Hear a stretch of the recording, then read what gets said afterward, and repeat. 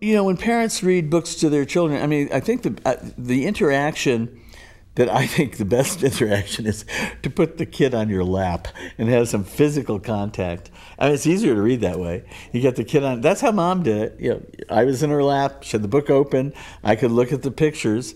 The only thing I love it when children say to their parents, "No, no, no, no, you're going too fast."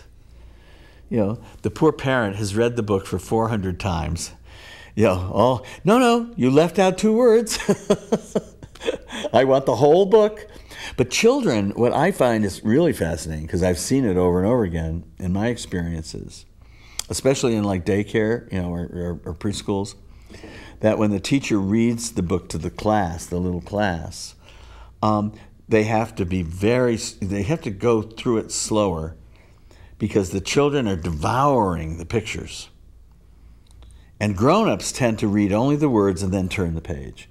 Where the children, they hear the words, but they want to see what's going on in all of those illustrations. So, you know, I think it's such a simple thing. Put a kid in your lap. And my grandfather, I have wonderful home movies. I'm about 3, maybe even 2, little chubby kid. And there's my big grandfather looking like, you know, a mountain.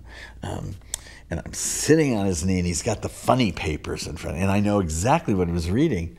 He was reading the Cats and Jammer Kids to me, because that was my favorite. He used to do it with accents. So I come by this, you know, through my genetic makeup.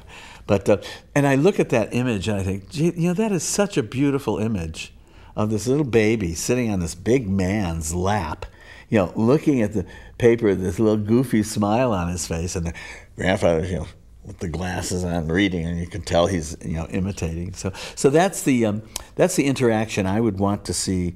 I don't think it works if a parent's going to read a story to a child, and you say, okay, you just sit over there, and I'm going to sit here and read you the story. There has to be physical contact.